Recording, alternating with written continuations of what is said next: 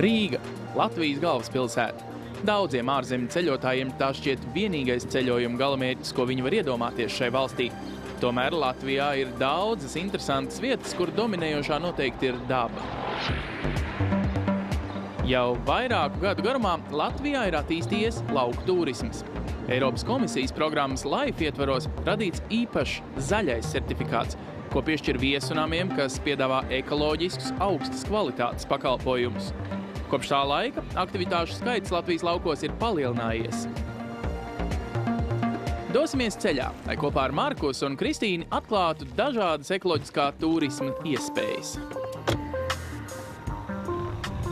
I decided to come to Latvia for holidays because I've heard so much about the countryside. Unspoiled nature, the chance to enjoy the fresh, clean air, the lakes, and just really to have a chance to get away from it all and get a little privacy.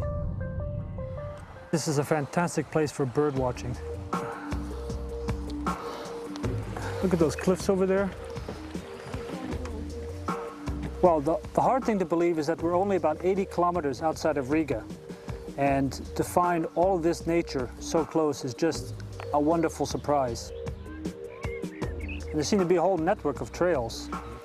And we chose this one, and we've got this splendid view of the whole valley, the little river, and that farmhouse we passed on the way in. It's very quiet here. All you can hear is birds and some water flowing and maybe a tree branch. Joprojām ir iespējams nobraukt desmitiem kilometru un nesastapt nevienu turistu. Bet dažreiz ceļa galā jūs gaida pārsteigums. Now they talked about active holidays, but this is really active. Dažādos Latvijas reģionos iespējams nodarboties ar daudz ko. Tik piedāvāta, piemēram, kanojaireišana, pārgājieni, velotūrs vai distanču slēpošana ziemā. Daudzi viesunāmi saviem klientiem piedāvā dažādas brīvā laika pavadīšanas iespējas. Slinkajiem tā ir lieliska izklaide bieži vien pat tiešām idilliskā gaisotnē. So listen, I have a good idea. Why don't we just dip into that sauna over there and get relaxed a little bit? Hello. Šie viesunāmi bieži vien ir senas tradicionālās zemnieku saimniecības, kurās joprojām var atrast tādas seno laiku būvis, kā piemēram šī tradicionālā pirts. Taču aiz šīm pagājušā gadsimta sienām slēpjas viss, kas palīdz nodrošināt modernu komforta līmeni. Šis viesunāms ir ieguvis Nacionālo zaļo certifikātu. Māja ir 125 gadus veca, un tāpēc arī, lai nezaudētu šo mājas burvību, arī tika izmantot materiāli, kas vairāk saskana ar šo vēsturisko mājas auru. Tāpēc mājā ir izmantots daudz koku materiālu, un viņi ir apstrādāti arī vidē draudzīgi ar eļļu un līdzīgi. Lai iegūtu zaļo certifikātu, viesunam īpašniekiem jāizpilda neskaitāmi nosacījumi. Ūdens patēriņš pēc iespējas jāsamazina, uzstādot taupības krānus. Notekūdeņiem jābūt attīrāmiem.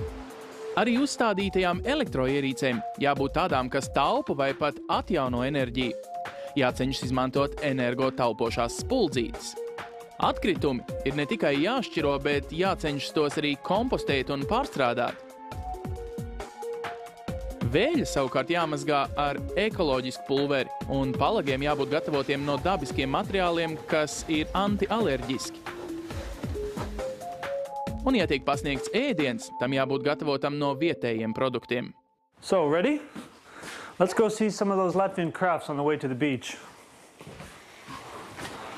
So, let's find a place to stay tonight. Can we stay somewhere on the seashore? Yeah, looks like we have lots of choices. Let's see, let's look in the Country Holidays book here. Šajā katalogā norādīts, kuri viesunāmi ir saņēmuši zaļo certifikātu.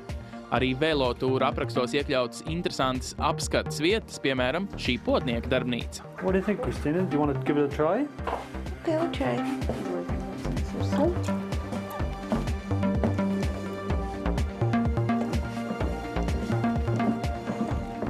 Nobraucot vēl pārdesmit kilometrus, Markus un Kristīna ierodas viesunamā.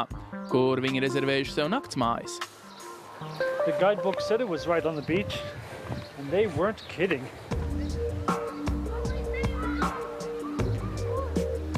Latvija pilnīgi noteikti ir viena no tām Eiropas valstīm, kur laika gaitā daba tikusi aizsargāta vislabāk.